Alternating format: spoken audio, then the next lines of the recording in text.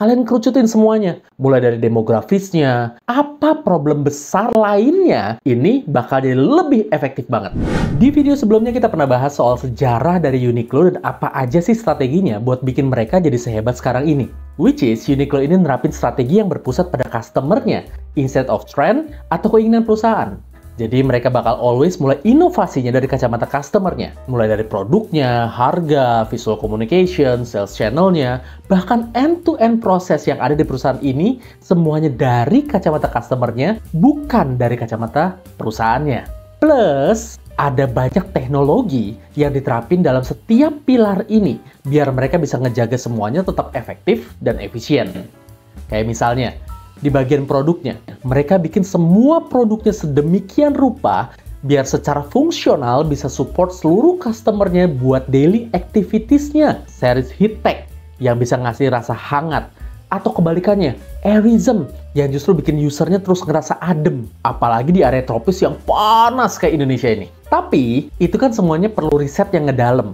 Riset yang nggak sebentar buat ngasilin produk kayak gini. Jadi sebenarnya ada nggak sih hal praktis yang bisa kita terapin di bisnis kita dari kasus Uniqlo ini? Well, kita akan bahas semuanya di video ini. So, stay tune ya. Hey guys, apa kabar semuanya? Balik lagi bareng gue Albertan. Dan di channel ini kita akan belajar bareng mengenai hal-hal menarik dalam bisnis, mulai dari marketing, inventory, finance, purchasing, juga recruitment. Dan kali ini kita akan belajar bareng mengenai apa aja hal praktis yang bisa diterapin di bisnis kalian dari kisahnya Uniqlo ngedaki tangga persaingan. Dari cuman toko jahit pria kecil, sampai akhirnya per Februari 2023 ini, udah punya nilai kapitalisasi pasar 8,48 triliun yen atau sekitar 59,8 miliar dolar Amerika yang pastinya masih naik lagi sampai sekarang. Angka ini juga berarti dia cuma ketinggalan satu tingkat di bawah Inditex yang punya 7 brand besar termasuk Zara. Nah, dari kisah Uniqlo ini, at least ada 4 hal penting dan praktis banget buat bisa kita terapin di bisnis kalian. So, langsung aja kita mulai dari yang pertama. Tetapin your specific target market, atau kita bisa bilang sebagai exact who. Uniqlo tahu banget exact who mereka.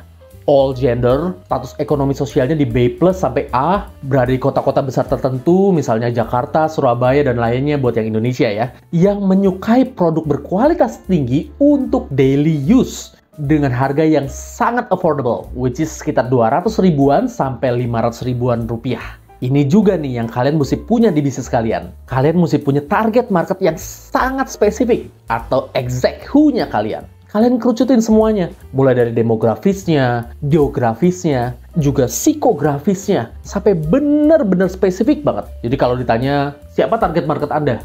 Jawabnya jangan ibu-ibu gitu ya. Jangan. Atau semua pengunjung mall ini. Kan ibu-ibu banyak ya.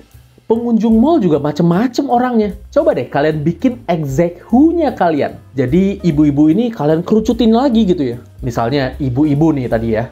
Ibu-ibu umur 45 sampai 55 tahun. Status ekonomi sosial B+ sampai A. Lokasinya ada di radius 10 km dari lokasi offline store kalian. Terus mereka ini suka pakai rok dan baju batik buat harian misalnya gitu. Nah ini penting banget nih. Ini semuanya biar kalian bisa bikin strategi yang bener-bener ngena banget ke customer kalian. So bener-bener efektif banget.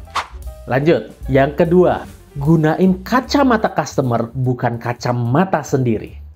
Semua strategi Uniqlo berpusat sama customer. Mereka selalu lakuin riset ngedalem dulu. Biar bisa pahamin banget customernya itu maunya apa nih. Ekspektasinya gimana. Problemnya apa. Baru mereka bikin strategi yang jadi solusi buat customer ini.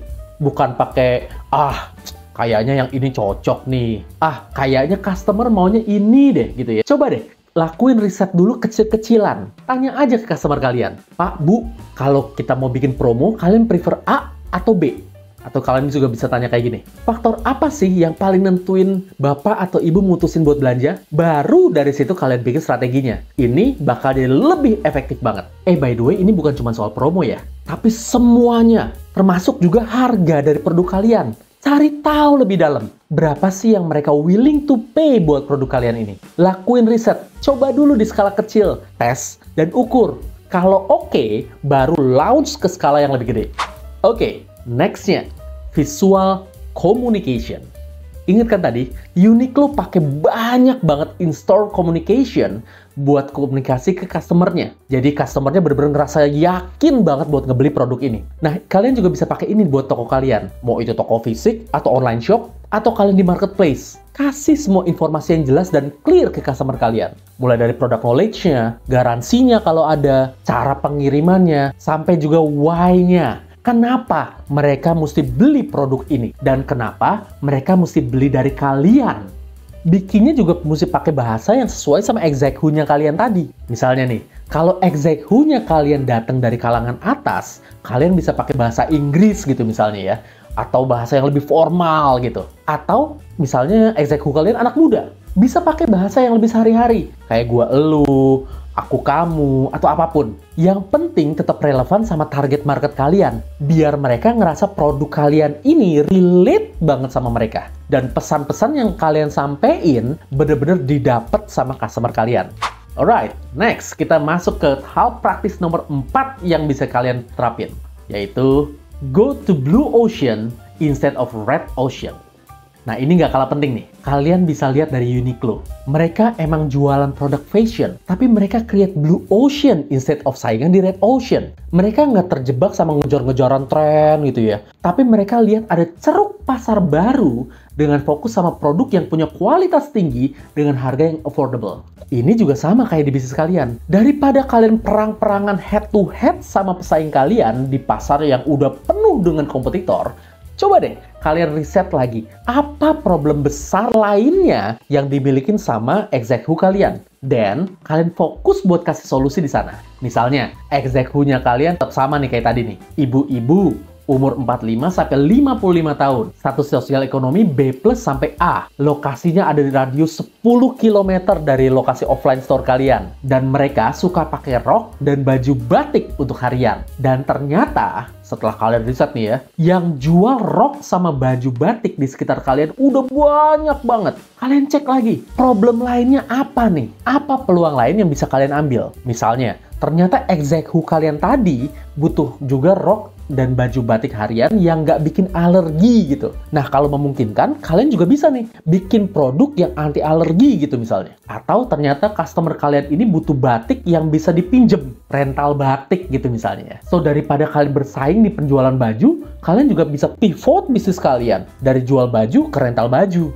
Intinya di sini adalah kalian temuin problem lain yang cukup besar juga dari pasar kalian atau dari exact who kalian, dan kalian bisa kasih solusi terhadap problem yang besar tadi. Ini akan membuat kalian bermain di blue ocean instead of red ocean, which is di blue ocean ini benar-benar pesaingnya hampir tidak ada, alias kalian benar-benar bikin pasar baru dengan diferensiasi berupa solusi dari problem lain yang dirasain oleh exact who kalian tadi. Alright guys, jadi itu dulu buat video kali ini. Hopefully sekarang kalian bisa ngerti lebih dalam mengenai hal-hal praktis apa yang bisa kalian petik dari strategi-strategi Uniqlo. Dan ini pastinya bisa diterapin ke bisnis kalian. Kalau kalian masih ada pertanyaan atau komentar atau mau sharing pengalaman kalian, langsung aja tulis di kolom komen di bawah ini biar kita bisa diskusi bareng. Last but not least, thank you for watching and I'll see you on the next video. Bye-bye!